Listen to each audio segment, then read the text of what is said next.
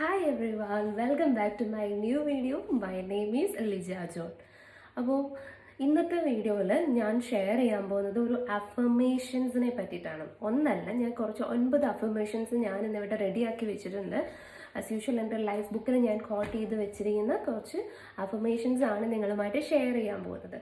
അപ്പം ഒരുപാട് പറഞ്ഞ് ബോറടിപ്പിക്കുന്നില്ല, നമുക്ക് ഡയറക്റ്റ് ആയിട്ട് നമ്മുടെ ടോപ്പിക്കിലേക്ക് കിടക്കാം. നമുക്കറിയാം, നമ്മളുടെയൊക്കെ ലൈഫിൽ ഏറ്റവും ഇമ്പോർട്ടൻ്റ് ആയിട്ടുള്ള ഒരു സംഭവമാണ് മണി എന്ന് പറയുന്നത്, അല്ലേ? അപ്പം ചിലവർ പറയും പൈസ എന്ന് പറയുന്നത് നമുക്ക് ആവശ്യത്തിന് മതി, ആവശ്യത്തിനധികം വേണ്ട, അല്ലെങ്കിൽ ഒരിക്കലും പണത്തിൻ്റെ പുറകിന് പോവരുത്, പണമല്ല എല്ലാം എന്നൊക്കെ പറയും. പക്ഷെ ഞാൻ അങ്ങനെ പണത്തിനെ വെറുക്കുന്ന ഒരാളല്ല, പണത്തിനെ ഒരുപാട് സ്നേഹിക്കുന്ന ഒരാളാണ്. കാരണം ഞാൻ ഒരു ബുക്കിൻ്റെ റിവ്യൂ ചെയ്തിട്ടുണ്ടായിരുന്നു, റിച്ച് ഡാഡ് പുവർ ഡാഡ് എന്ന് പറയുന്നൊരു ബുക്ക്. ആ ഒരു ബുക്കിൻ്റെ നമ്മുടെ റിച്ച് ഡാഡ്, അതായത് പണമുള്ള അച്ഛൻ പറയുന്നൊരു കാര്യം എന്ന് വെച്ചാൽ, നമ്മൾ പണത്തിനെ സ്നേഹിക്കണം, എന്നാലേ പണം നമ്മളുടെ കയ്യിലേക്ക് വരത്തുള്ളൂ. പണത്തിന് വേണ്ടി നമ്മൾ വർക്ക് ചെയ്യണം. പക്ഷേ ഇതിൽ പാവപ്പെട്ട അച്ഛൻ, അതായത് പണമില്ലാത്ത ആൾ പറയുന്നത് പണമാണ് ഈ ലോകത്തിലെ എല്ലാ തിന്മകൾക്കും എല്ലാ തെറ്റുകൾക്കും കാരണമെന്ന്. ഓരോരുത്തരുടെ കാഴ്ചപ്പാടാണ്. പണം ഉണ്ടാക്കുന്നവന് പണത്തിനോട് ഒരു ഇഷ്ടമുണ്ട്, അതുകൊണ്ട് തന്നെ അയാളുടെ കയ്യിൽ പണം നിൽക്കും.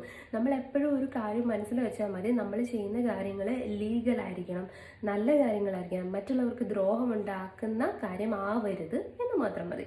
നമുക്ക് നല്ല ബെനിഫിറ്റ്സ് ഉണ്ടാക്കുന്ന കാര്യങ്ങളാണെങ്കിൽ ഓക്കെ, നമുക്ക് നല്ല കാര്യങ്ങൾ ചെയ്യാൻ പറ്റണം, നമ്മളിലൂടെ മറ്റുള്ളവർക്ക് ഒരുപാട് നല്ല കാര്യങ്ങളൊക്കെ ചെയ്യാൻ പറ്റുന്നുണ്ടെങ്കിൽ ഡെഫിനറ്റ്ലി മണി എന്ന് പറയുന്നത് ഈ ലോകത്തിലേക്ക് വെച്ച് ഏറ്റവും നല്ല കാര്യങ്ങൾ ഒന്നാണ്.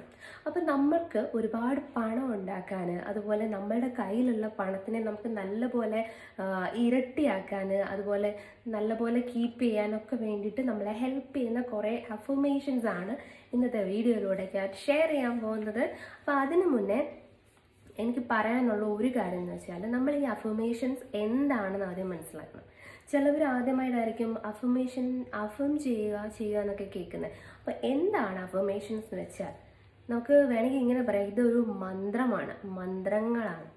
നമ്മുടെ ആഗ്രഹങ്ങളൊക്കെ നടക്കാൻ വേണ്ടി നമ്മൾ തന്നെ ഡിസൈൻ ചെയ്ത കുറച്ച് മന്ത്രങ്ങളാണ്. ഇത് നമ്മളിങ്ങനെ റിപ്പീറ്റഡ് ആയിട്ട് ഇങ്ങനെ പറഞ്ഞുകൊണ്ടിരിക്കുക, അത് നമ്മൾ ചെയ്യുന്നതിനാണ് അഫർമേഷൻ ചെയ്യുക എന്ന് പറയുന്നത്. ഇനി നെക്സ്റ്റ് കാര്യം എന്ന് വെച്ചാൽ, ഈ അഫർമേഷൻ ചെയ്യുമ്പോൾ നമ്മൾ ശ്രദ്ധിക്കേണ്ട കുറച്ച് കാര്യങ്ങളുണ്ട്. ആ 4 കാര്യങ്ങൾ ഞാൻ പറയാൻ പോവാണ്. ആ 4 കാര്യങ്ങൾ നമ്മൾ ശ്രദ്ധിച്ച് ചെയ്തില്ല എന്നുണ്ടെങ്കിൽ നമ്മൾ ഈ അഫർമേഷൻ ചെയ്യുന്നതുകൊണ്ട് പ്രത്യേകിച്ച് യൂസ് ഒന്നും വരത്തില്ല. സോ നമ്മൾ എന്താഗ്രഹം ആണ് ഉദ്ദേശിക്കുന്നത് അത് നടക്കണമെങ്കിൽ നമ്മൾ അഫേം ചെയ്യുന്നതിന് മുന്നേ നമ്മൾ ഈ പറയാൻ പോകുന്ന 4 കാര്യങ്ങൾ ശ്രദ്ധിക്കണം. അതിൽ ഒന്നാമത്തെ കാര്യം എന്താണെന്ന് വെച്ച് കഴിഞ്ഞാൽ, നമ്മൾ പറയുന്ന അഫർമേഷൻ വളരെ കൃത്യമായിരിക്കണം, വളരെ ക്ലിയർ ആയിട്ട് പറയണം. അതായത് നമ്മൾ ഒരു കാര്യം പറയുമ്പം അത് വളരെ അക്യുറേറ്റ് ആയിട്ട് പറയണം. എന്താണ് നമ്മളുടെ ആഗ്രഹം? ഇപ്പം എനിക്ക് കുറച്ച് ക്യാഷ് വേണം. കുറച്ച് ക്യാഷ് എന്ന് പറഞ്ഞാൽ അത് എത്രയാണ്? ഇപ്പം എനിക്കൊരു 5000 റുപ്പീസ് വേണം. അങ്ങനെയാണെങ്കിൽ നിങ്ങൾ എനിക്ക് 5000 റുപ്പീസ് വേണം, അല്ലെങ്കിൽ എനിക്ക് കിട്ടി, എനിക്ക് അത്രയും ഉണ്ട് എന്ന് നിങ്ങൾ അക്യുറേറ്റ് ആയിട്ട് പറയുക, ക്ലിയർ ആയിട്ട് നിങ്ങൾ പറയുക. അപ്പം നമ്മൾ പറയുന്ന അഫർമേഷൻ ക്ലിയർ ആയിരിക്കണം, അതിൽ ക്ലാരിറ്റി ഉണ്ടാവണം എന്നുള്ളതാണ് ഫസ്റ്റ് പോയിന്റ്. സെക്കൻഡ് ആണ് പോസിറ്റീവായിട്ടുള്ള കാര്യങ്ങൾ, പോസിറ്റീവായിട്ടുള്ള വാക്കുകൾ, പോസിറ്റീവായിട്ടുള്ള സെൻറ്റൻസ് മാത്രം നമ്മുടെ അഫർമേഷൻസിൽ ഇൻക്ലൂഡ് ചെയ്യുക. ഫോർ എക്സാമ്പിൾ, ഇപ്പോൾ ചിലവർ പറയുകയാണ്, എനിക്ക് എന്നും ഭയങ്കര അസുഖമാണ്, എൻ്റെ അസുഖം എല്ലാം മാറ്റി എനിക്ക് നല്ല ആരോഗ്യം വേണം. ഇവിടെ കൂടുതലും ഒരു എംഫസൈസ് വരുന്നത് അസുഖത്തിനാണ്. സോ ആ അസുഖം നമുക്കുണ്ട്, അത് നമുക്കറിയാം, അത് നമ്മൾ നമ്മുടെ അഫർമേഷൻസിൽ പറയാൻ പാടില്ല. പകരം എന്താ, എനിക്ക് നല്ല ഹെൽത്ത് വേണം, എനിക്ക് നല്ല സുഖം വേണം, ഇങ്ങനെ പറയാം. സോ പോസിറ്റീവായിട്ടുള്ള വാക്കുകൾ, പോസിറ്റീവ് സെൻറ്റൻസ് മാത്രം നമ്മൾ നമ്മുടെ അഫർമേഷൻസിലൂടെ പറയാൻ വേണ്ടി ശ്രമിക്കുക. ദെൻ നെക്സ്റ്റ് പോയിന്റ് എന്ന് പറഞ്ഞാൽ, നമ്മളൊരു കാര്യം, നമ്മളുടെ ആഗ്രഹം നമ്മൾ അഫേം ചെയ്യുമ്പോൾ അത് 100% കോൺഫിഡൻ്റ് ആയിട്ട് നമ്മൾ പറയുക. അതായത് അത് നടക്കും, അത് നടന്നു എന്ന് തന്നെ വിശ്വസിച്ചുകൊണ്ട് നമ്മൾ പറയുക, അല്ലാതെ ഡൗട്ട് അടിച്ചുകൊണ്ട് നമ്മൾ പറഞ്ഞാൽ ഒരിക്കലും അത് വർക്കാവത്തില്ല. സോ നമ്മളൊരു അഫർമേഷൻ പറയുമ്പം നമ്മൾ 100% ആ ഒരു കാര്യത്തിൽ ട്രസ്റ്റ് ചെയ്തുകൊണ്ട് നമ്മൾ പറയുക എന്നുള്ളതാണ്.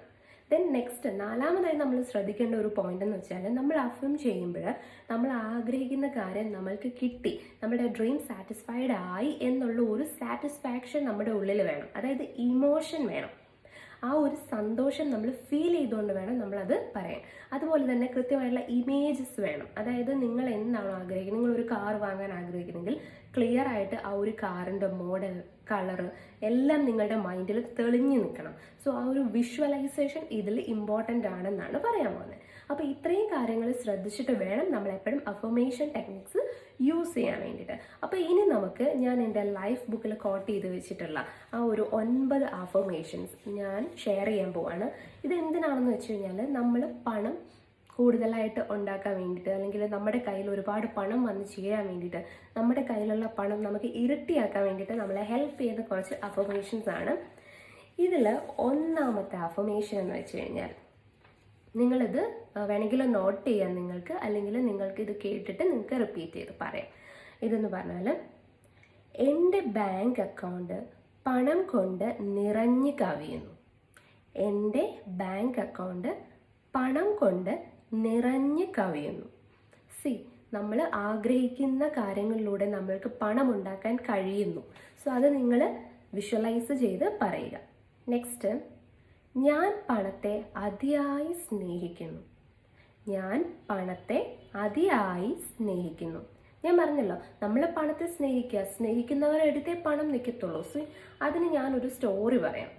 അതായത് ഒരു വീട്ടിൽ നല്ല ക്യാഷുള്ള ഒരു ഫാമിലിയാണ്. അവിടെ ഒരു കുട്ടിയുണ്ട്. അപ്പോൾ ഈ കുട്ടിക്ക് ഇവരൊരു ഡോഗിനെ വാങ്ങിച്ചു കൊടുക്കുക. അപ്പോൾ ഈ പാരൻസ് ഭയങ്കര ബിസി ആയിട്ടുള്ള ആൾക്കാരാണ്. അപ്പോൾ അവിടെ ഒരു ജോലിക്കാരിയുണ്ട്. ജോലിക്കാരിയോട് പറഞ്ഞു ഈ ഡോഗിനെ നോക്കണം എന്ന് പറഞ്ഞു.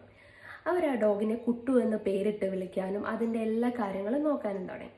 അങ്ങനെ ഒരു ദിവസം ഒരു ഹോളിഡേയിൽ ഈ ഫാമിലി അവിടെ ഇരുന്നപ്പം ഇവർ ഈ ഡോഗിനെ കുട്ടു എന്ന് വിളിച്ചിട്ട് ഇത് അടുത്ത് വരുന്നില്ല. കുറച്ച് കഴിഞ്ഞപ്പോൾ ഈ ജോലിക്കാർ വന്നിട്ട് കുട്ടു എന്ന് വിളിച്ചപ്പോഴത്തേക്കിനും ഇത് ഓടി അവരുടെ അടുത്ത് നിന്ന് അവരുടെ ആ ആളിൻ്റെ ഡോഗ് എന്ന രീതിയിൽ പെരുമാറാൻ തുടങ്ങി.